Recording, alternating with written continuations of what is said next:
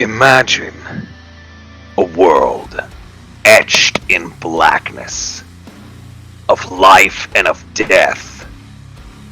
This is a world you find yourself in.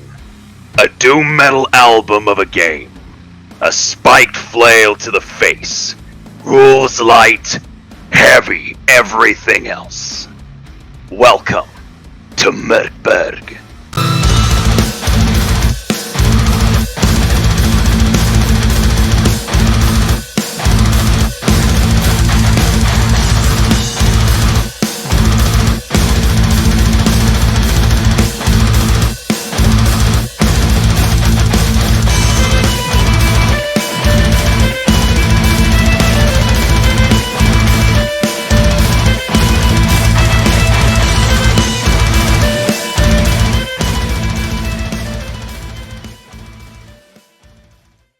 In case you haven't heard of it, Mork Borg is a pitch-black, apocalyptic fantasy RPG about lost souls, fools seeking redemption, forgiveness, or the last remaining riches in a bleak and dying world. Who are you? The tomb robber with silver glitter between the cracked fingernails? The mystic who would bend the world's heart away from the inevitable end? Confront power-draining necromancers, skulking skeletal warriors, and backstabbing wickheads. Wander the valley of the unfortunate dead, the catacombs beneath Bergen Crypt, or the bedeviled Sarkash forest. But leave hope behind. The world's cruel fate is sealed, and all your vain, heroic efforts are destined to end in death or dismay. Or are they? And that's what we're going to talk about this week. Hell yeah. So go ahead. So Wyatt, I hear you kind of like this game. Just a little. Yeah. I mean, there's a reason this game has 8 ENnie awards. 4 of them for the base, just how badass the book is. It is a powerful, simple system that gets you right into the action, so much so that there's an entire, generator, which is called Scumbirther, which makes you a character because you are expected, generally, to fucking die.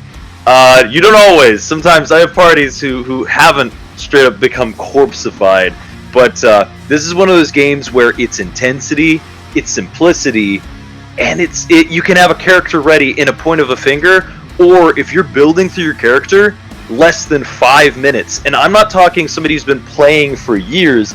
I'm talking you. If you've never played a tabletop game before, this is entry level as hell. And for those who have been playing forever, there's a reason why it is such a... You may not have heard of it, but it got Product of the Year 2018, 2019. It got Best Supplements. This game has multiple accolades because it is a powerful, simple experience. And we get the luxury of telling you about it. I mean, that's my initial flail. What have you thought so about it from your time spending with it? Well, I mean, it's why people still play second edition now, because it's rule simple and just content heavy. It really leaves the world open. It's not there to, have 8 character sheets. Your character sheet is 1 page, and everything you need to know is super simple. So it's really the focus is on you, your RPing, and the experience. And I mean, this game is what, during, Satanic Panic. Oh yeah. When your parents were worried about, their kids playing D&D, this is why. This game is visually and setting-wise, it is stark, scary, and demonic. Oh yeah.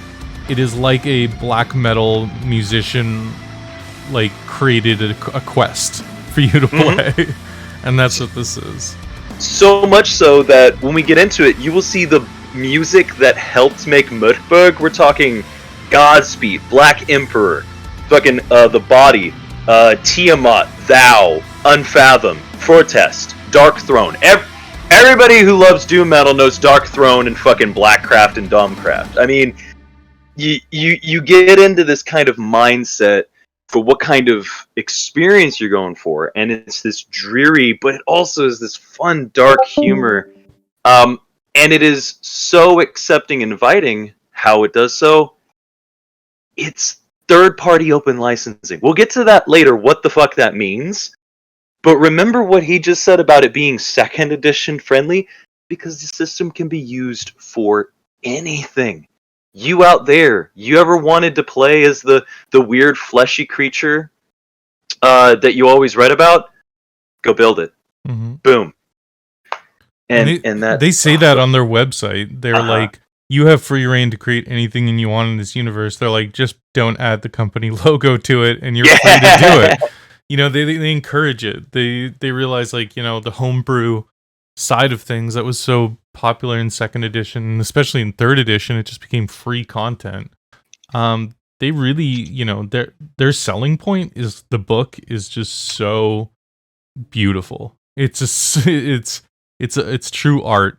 Like, both Wyatt and myself have T-shirts of art from this book, because it's just it's so badass and metal. It's so badass.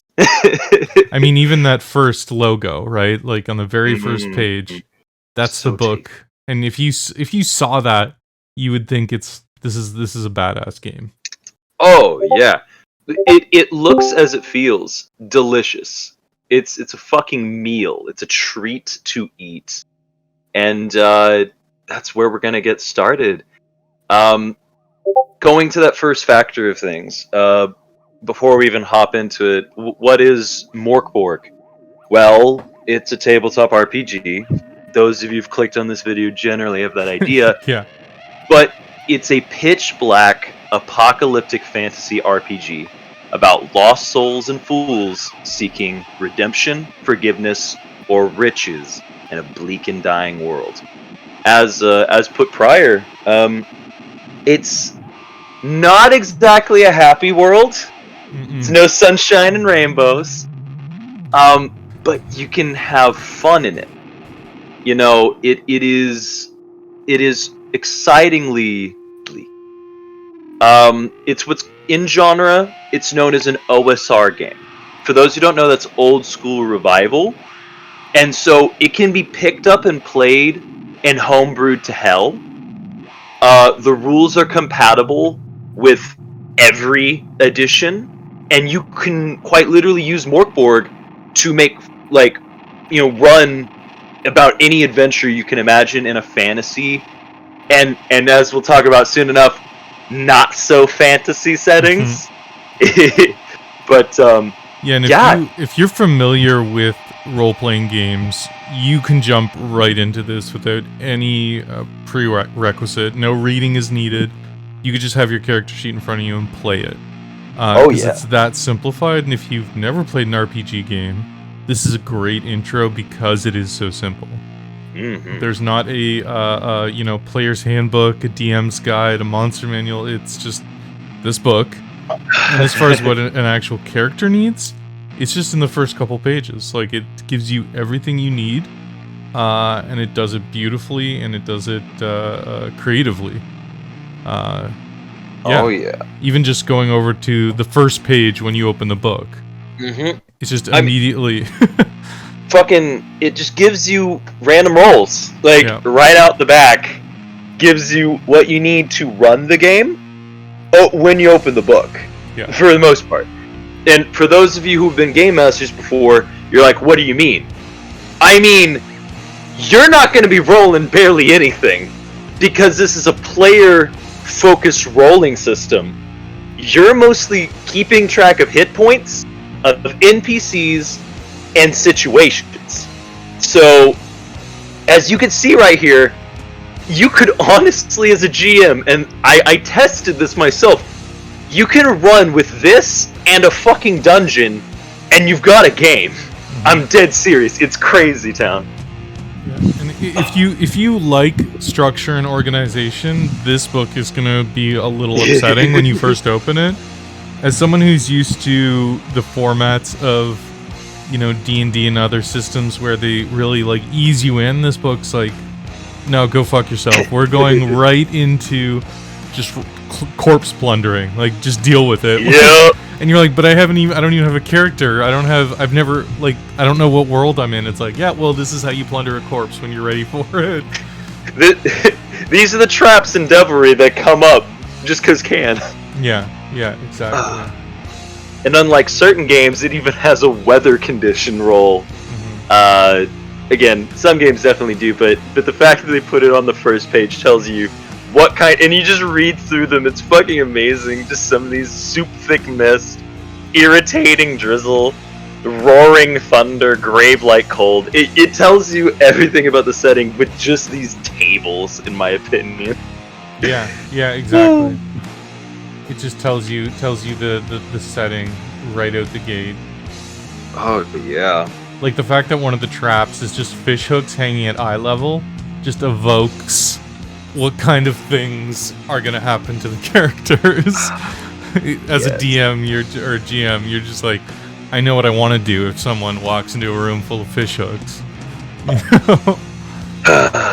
Dinner. Hell yeah. So that's the intro to the book. Let's jump into the next one here. So, this is the you know a little bit about occult games, do you know it? So yeah, I'm a big fan of Free League, occult games, Stockholm Cartel. So this whole thing actually started, as you can see from these pages. Occult Games is their release publishing unit, but their head publisher is our Lord and Savior Free League, who made, the Aliens tabletop RPG, Twilight 2000. For those who've seen the series, what is it called? Tales from the Loop on Amazon Prime. They're the ones who publish the official RPGs of each of those humongous things, including this, including Coriolis. Some of these things you guys won't even know unless you look at their stuff. They're amazing. They made the recent Blade Runner RPG, which will be a future video in a long time from now because we still haven't even gotten to play that one, but I'm excited. But in case you see it otherwise, Frida Liga, I believe, is its Frida Liga. Yeah, is its official name. Oh yeah. But Occult Armaster Games, Occult Games. So they kind of began as just two dudes, Pierre Nielsen and Johan Yor.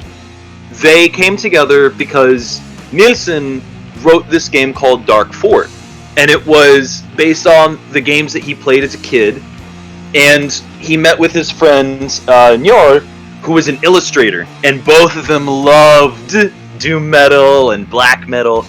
And they came together and were like, "Hey, we want to do something, dark and mysterious and different and simple." That was a core tenet of what they did. Is they wanted it so that anyone could have fun, because that's the thing about the old school games that they disliked, is how, you and I know better than possibly a lot of people, second edition is not very entry level for a lot of people. No, and it's counterintuitive, and if you've never heard of RPGs, you can get into it and think this is how RPGs work, and then if you play literally any other one, it will contradict that immediately.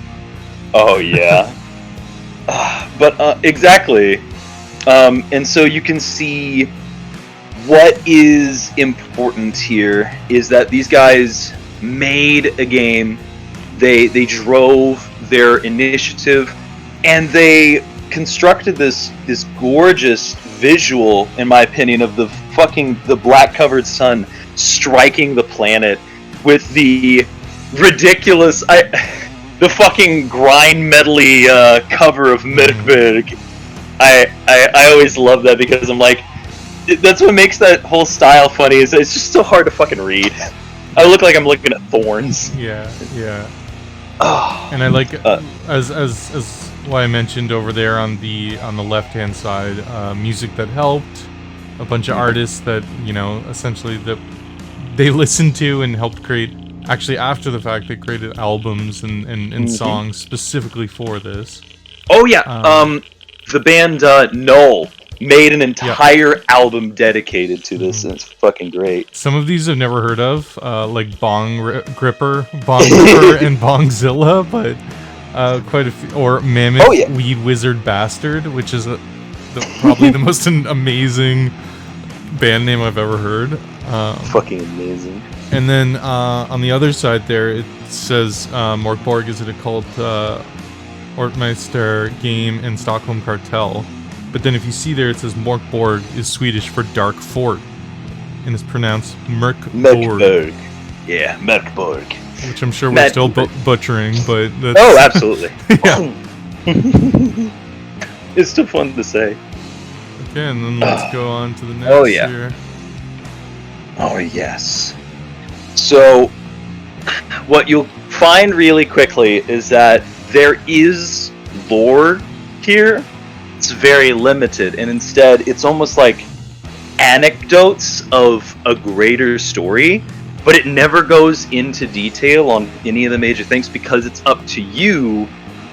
In the words of Gary Gygax, what is the point of a game master but to be the crafter of the story? Mm-hmm. And they live up to that. You know, the wind from the west, from the sundered land, broad rides it, and the stench of blood. Cursed walker, will you travel there, to the valley of the unfortunate dead? Our young ones are taken by the child thief Tergol. Know for his crime, vile crimes, and alchemy of the flesh. Like, who the fuck is this guy? What are you talking about? I thought I was reading an RPG. Yeah, and that's the thing is they'll drop names and places, but they're so vague that it's really just like it's giving you a little seasoning, but you have to provide like the meal. It's not going to tell you like this happened at this date at this time in this place with this person. It's not Faerun. You know, it's the opposite. It's just it's giving you the reins as the GM to really run with it. Oh yeah. And that is the beauty of it, is that it's very, again, player and GM focused, you know, especially player focused. You know, the distances shift, half between places war, as if this pale, lightless world possessed a will of bitter life. Its mercy curdled to wrath over too long age. Who are you, the grave robber with silver glittering between cracked fingernails? The mystic who would bend the world's miserable heart away from its inevitable death. Its end. All this stuff, we don't have to go through every single line of dialogue. I do love this though, where most likely it makes little difference. No one has seen the sun in years. The old care more for for sacrifice and god offerings than the bawling spawn. Doomsayers are proved right time and again, and embraced by hidden powers. Maybe it's best to surrender, to trust your own instincts and skill rather than the whim of the dice. Before all is drowned in welcome silence, life is locked and falling in a dark fort. Just the sort of that sets the world for you. It's not pleasant. It is not. The sun is going away. Children are doomed, and that's kind of, you know, it's what all the other genres try and get with, you know, like End Times and Warhammer. Apocalypse, and, yeah. You know, is that doing an apocalypse right? And this game really captures it. If, once again, it's all if your GM does justice to it. Oh yeah. It invokes that sense of finality that I don't think enough people are able to capture effectively, unless they have a system or a world that supports it. Absolutely, my friend. On the next page, you get possibly my favorite, what was written must be known. It's just fucking splattered across the fucking page. Because not an inch wasted in this book. And if you notice this, just this little bit in, there is no theme. Like, it starts off with very, like, heavy metal fantasy drawing, and then it jumps. You know, all the different medias are all over the place, and it really, like, elicits that chaos feeling. And I mean, I guarantee you, there is one picture in this book that appeals to you. Like, there has to be, because so many different art styles that there's no way that there's not at least one that could appeal to everybody. For Wyatt and I, it's like almost all of them. You know? Oh yeah. It says it. I believe it's on the first page, or like one of the pages. Jan Noel literally writes. He's the graphic arts designer, and a couple of pictures in public domain. But instead of just saying that, he says art done by Jan Noel and some dead people. So you'll find some art in here of long dead motherfuckers, which are free public domain. Yeah, it's like a serial killer's scrapbook in some parts. Yeah, absolutely. Yeah. Oh, fucking. So, gathering the basics of what this setting is that it takes place, as stated, in this apocalyptic setting, where these ancient texts, known as the Nameless Scriptures, they disappeared for hundreds of years, and a church, a religion, the faith of the two-headed basilisk arose. So again, doom metal as fuck. This head religion literally worships this two-headed massive basilisk. Well, they found the scriptures, and well, we'll get to it when we get to talk about the calendar. But the calendar of Necrobel is essentially your doomsday clock, and it's as customizable as hell, but it also has like set scriptural lines. We'll talk about that when we get to there, but that's kind of what's everything's building to, is these this calendar that these ancient scriptures that have foretold the coming apocalypse, and the church is attempting to ensure that the apocalypse happens, because they follow under the two-headed basilisk, whose ultimate goal, long ago was 4 heads, but now it's 2, wants this apocalypse to take place with the right offerings, but therein lies the hope that many of the people have, is that they can alter the apocalypse or change it or save themselves. It's interesting, because this isn't a setting. This is one of the few settings, in my opinion, and then I'm sure Singo will have a way different one, is that it's just as valid to end the apocalypse as it is to be one of the ones ensuring it happens, just to end everything, just to end this misery. Yeah, every run is somewhere between, like, you're the chosen one and the Doombringer. You know, it's always somewhere in between this wide, like, there's no, evil run. It's every run is a potential evil run. Oh yeah. We've had groups where I don't know if you've had it, but I've had groups where literally halfway through the game we all just murdered each other because one of us just went absolutely fucking stupid, and we just had to kill them. Not to say that's every run or nothing. I'm saying every so often you get a situation that comes up where it's party time, and we have to kill one of the other players because they've gone completely fucking nutso. It's fucking crazy. Let's jump over to the next page here. Yeah. So, who is the great she? Where the world was but water, dust clouds and thick of plague, fat flies, came she, the first of the basilisks. From the crack of virgin crypt she crawled. She bears the head of denial, Lucy, who looks up and down. Yet all shall be well. Her twin Ark, head of deception, claims to be the first prophet of truth, now prostituted to fair hue. Few ever seen her, the oldest, but many walk her twin paths. So, in this Dundred decaying future, she crawled out of the ancient crypt, and now she domains over this massive religion. And as such, her sibling, or it's both like sibling but also like child. It just depends on like the perspective. It's like the Father, the Son, and the Holy Ghost. It's like exactly they're all one and different. Yeah, it's fucking crazy town, exactly.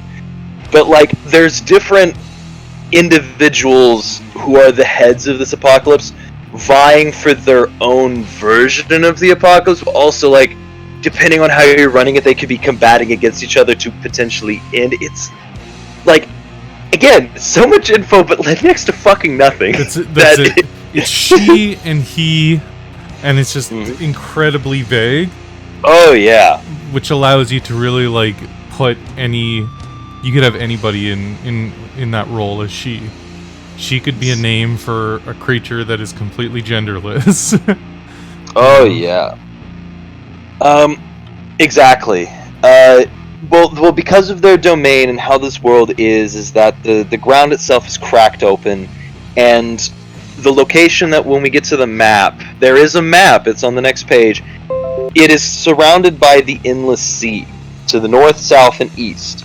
Many have plowed the waves furrow in search of new lands. They all return against their will, alive or dead. So, depending on how you're running it, people are essentially trapped. If you want to, we can move to the next page. Because this is where the bulk of what I think people are going to be intrigued by is just look at this fucking map. Yeah. Just chaos.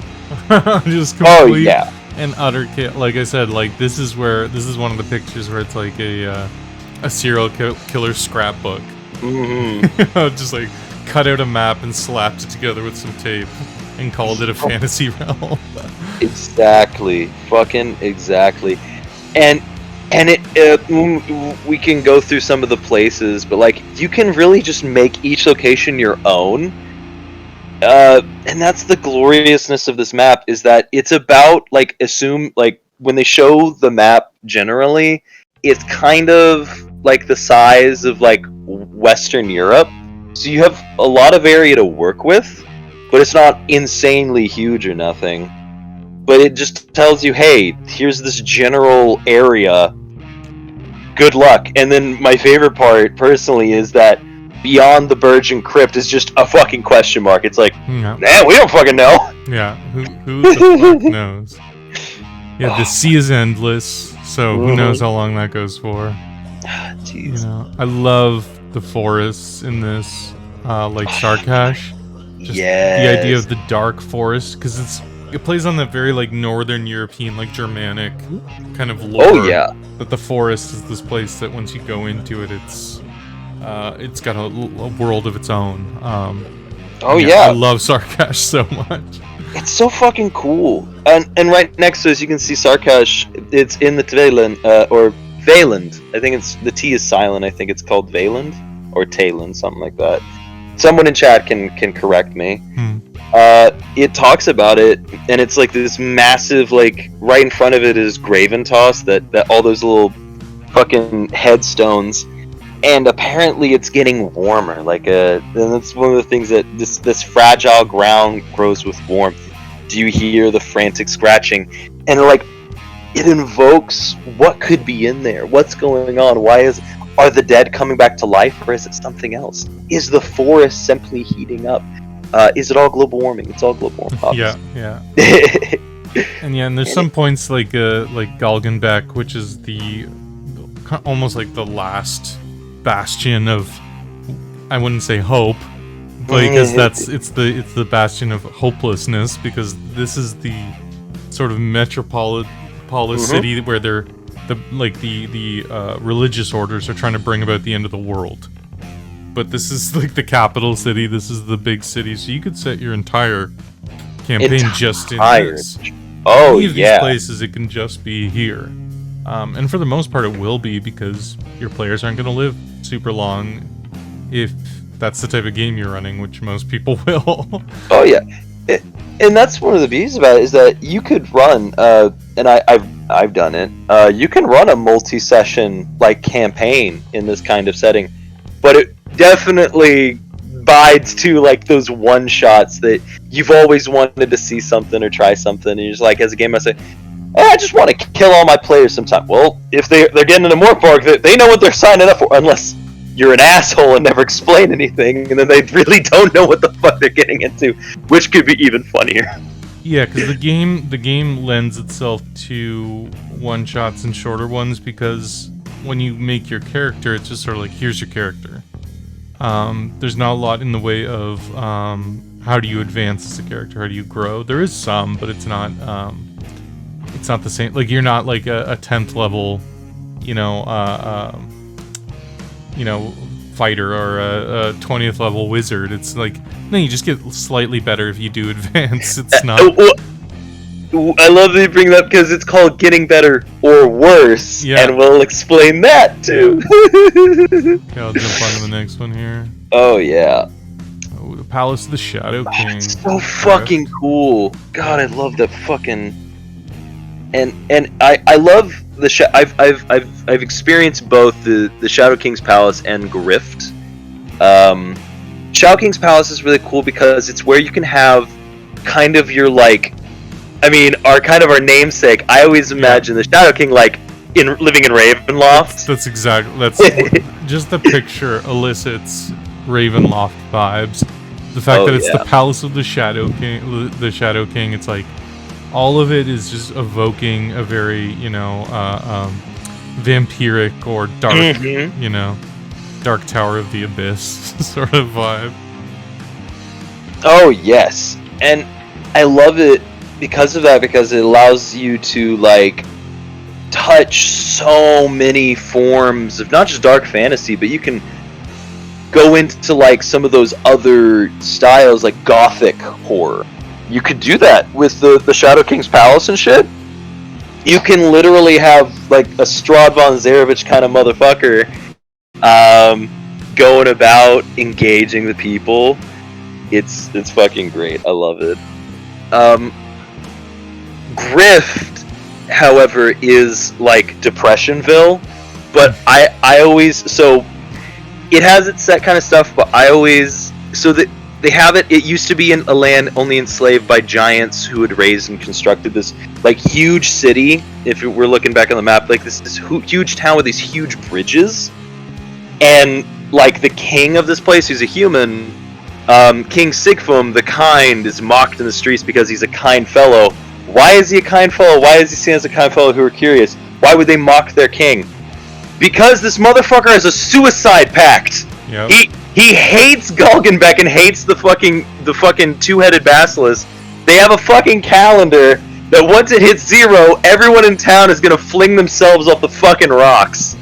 If this setting wasn't dark enough for you. Because just to be clear about this setting's end of the world, this setting's end of the world isn't like a meteor strike or just death of everyone. This is like torturous, suffering end of the world. So for him, Sigfrim is kind because he's ending his people's suffering. Yep. That's why he's a nice guy, because he's merciful. It's not that he's this is some suicide cult where you could just go to Froyo instead. It's like, no, this is because living in this world is miserable. Suffering. And I love this little quip they had on the Inquisition. The two-headed basilisks are not too keen on the heretical suicide scheme. So, like, you have these people, this fucking cult, like these fucking cathedral like heads attempting to stop a mass suicide pact, and I'm like, this setting is fucking wild. Oh my god, I just I want to run that sometimes, that you're playing as like a team and you're having I won't spoil too much, but that's your whole job is to halt the suicide pact. Oh my god. Or trying to make sure it happens. Oh my god, it's just as fucking that'd be a really good one. Like the two-headed basilisk cult is like comes into town and tries to prevent people from killing themselves, and your job as the savior of Grift is to facilitate the suicide. People are flinging themselves off the cliff, is fighting these motherfuckers. You're seen as the hero. Oh my god, that would be the hero of this setting, wouldn't it? Well, this particular town, anyway. That's true. Yeah. God damn, I fucking love this game. The next one here. Oh yeah, one of my personal favorite locations for like intrigue and politics is Kyrgyz. So Kyrgyz is like your Norway, like your frigid, cold region. Lawless and forlorn trek across the ice-racked expanse. So it's your Icewind Dale, for those who are familiar. And the Blood Countess, Anthelia, is fucking scary badass. Like, God damn, is it just so fucking cool? Like, This is one of my favorite imagery in the book. I really dig this. Like, just the way that this book uses white, black, and yellow, just exclusively on some of its pages, it's really awesome.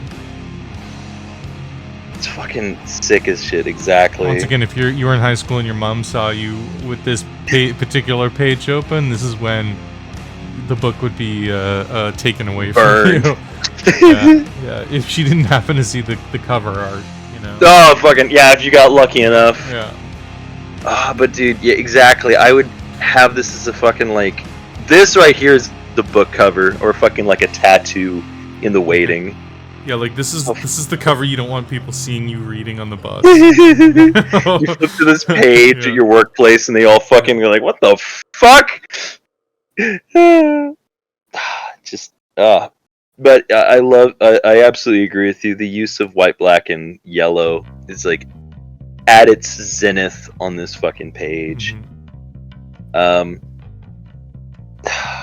Page after is generally, I found that most people run their adventures in surprisingly the Western Kingdom. Like, whenever I'd play with people, I think because it doesn't have all of the two-headed basilisk motherfuckers. Instead, you got this, as we've always seen it, big portly motherfucker King Fothmu, the ninth. Yeah. And like Odna and all that. It plays itself really well for like city adventures that don't involve as many cultists, and instead just like you're trying to kill some motherfuckers, like go hunt a creature. So often enough you get like hired out by like some guards of Fothmu, or you go to Lake Odna. I'm okay with that. I wish there was more adventures and stuff set in the other areas whenever people write, but this seems to be, I don't know, I guess because they don't want to deal with me cultists. I like dealing with cultists. Cultists are fucking great. Like, fucking killing cultists is an exciting adventure. Yeah. Yeah, I think it's just because those areas are very, as much as one page of lore can give you, lore heavy comparatively. Oh, yeah. You know, so you really have to be invested in thinking about a lot of different things. Whereas this really gives you nothing to go on, which allows you to really just like run with your ideas.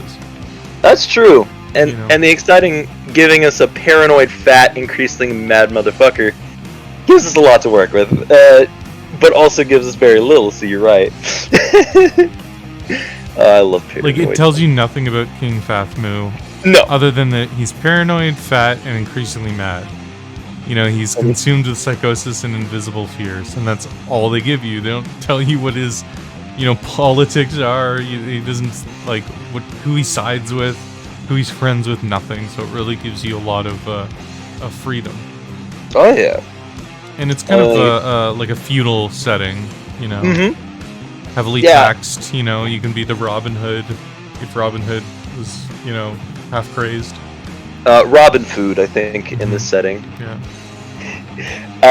Yeah, and it's set somewhere between like the 14th and 15th kind of century, but you can date it back. I often do to like the 12th century. I like doing everything where everybody's in like hardened chainmail and very few people have like plate armor and shit. But he's absolutely right. This kind of feudalistic period, and it makes it very fun. And then you get the basically Zombieland, the Valley of the Unfortunate Dead, where you don't want to die. Otherwise, you don't stay dead. Or you do want to die there. Or you do want to die. That's true. You've always wanted to kill your friends. You know? That's true. You want to fucking cover them in gore. That's the place to do it. Oh yeah, with the fucking gloom. Suicide cults in the valley, few twisted trees begin to droop. Strange fruit from hempen rope. Oh my god. I want to eat some of that fruit now. God damn, I want to go to the valley of. I want to kill my friends and eat fruit. That sounds great. It's a real party. Oh, real party town. Again, go ahead. I was just gonna go to the next one here. Oh yeah, I was just gonna say, if you're curious, you guys can look through this stuff deeper. I mean, you should get the fucking book. Yeah. It's like, it's often on sale for like $10. Even at its most expensive, it's $15. It's not a hard investment. Now we get to the calendar. Yeah, which is one of my favorite things about this setting, because I've played as you know, a PC in games, and whenever it's another day ticks, it is truly terrifying. You know, as your GM starts reading you this, it's world changing. It's not just like, you know, like oh, it's not a traditional evil like a big bad being like, I've got you now. This is like, no, the whole world has changed and there's nothing you can do about it. Like, Thanos has snapped his fingers and that's it. Like, it's done. You know? It is a permanent part of your world. I just love this line. The world trembles. One can feel it in ways sharp and subtle, mysterious and clear. One by one, inevitable events demand their place. So fucking sick. Like, they must have storyboarded for like hours just figuring out, okay, what's a badass sentence we can put here. Yeah. So the mechanic wise, the GM rolls a die each dawn, and when they roll a 1, a misery happens. You know, you know, so either the GM rolls it, or possibly more terrifying is getting your PCs to roll it. So much fun having players roll it, and then so good. You can do that. You do this up to 7 times. Once the seventh misery initiates, the world will finally die. It will be 7-7. The 7th seal is broken, and the 7th and final time has come. And I've done this because it has happened.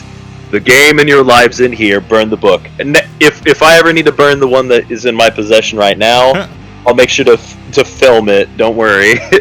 I'm sure they mean the Book of Psalms, but you take it literally to be the book. Oh, I take it literally. Yeah. Oh, yeah. And I just buy another book. I've bought this book 3 or 4 times. Mm-hmm.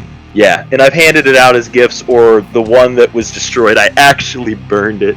It gave off some awful fumes, but you know, it's good family fun. But he's probably right. Yeah, you can just rip this page out of the book, but I choose not to do any of that. But listen. The book tells me to do so, and so, like a good little Christian, I'm gonna do as the book says. This is how cults start. So, but the mechanics of it is basically if you roll a 1, the GM then rolls a D6, 66. So if you look on the other page, the Psalms, there's 1-1 to 6-6. So any of those things can befall your players, depending on what you roll.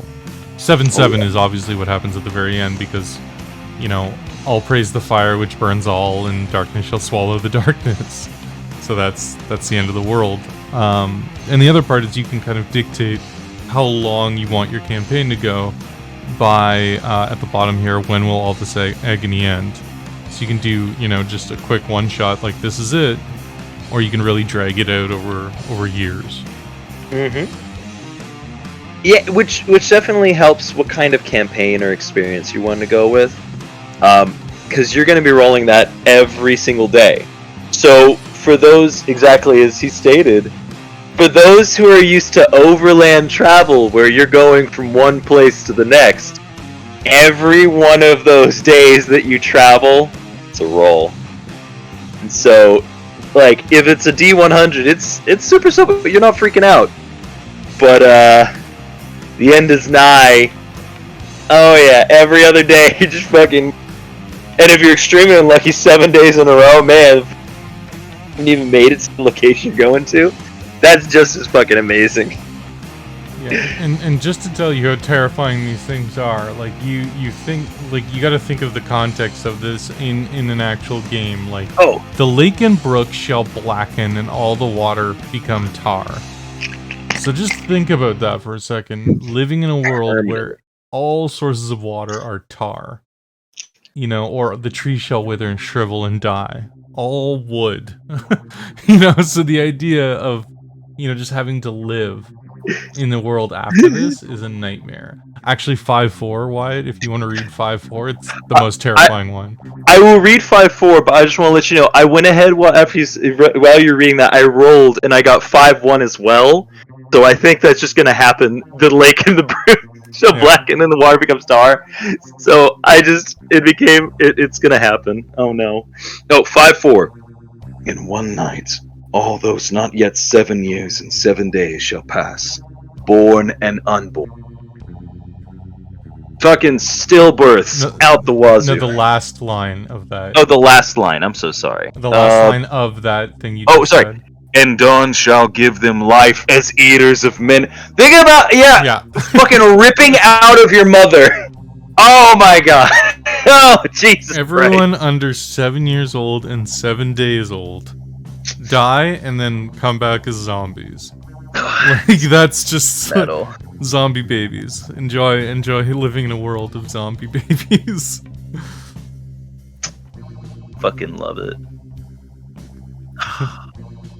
So, each one of these is just so finely crafted to be as fucking crazy town as possible.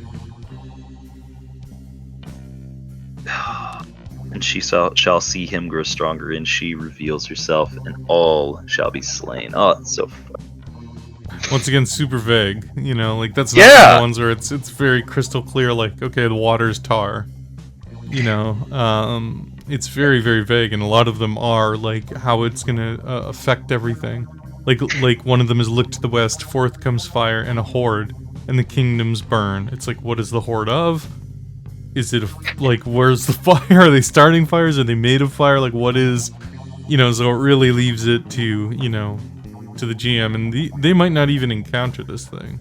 Like, they might just die wherever they are, and this is just happening in the background. But fucking exactly. So fucking metal, and I love it. It's so cool. We could literally talk about each of these all day. And one of the ones that catches my attention is 6-3 because it speaks of Anathelia. So either these scriptures knew that Anathelia would take position, or maybe, if you read into it a different way, Anathelia is old and it's never found a man.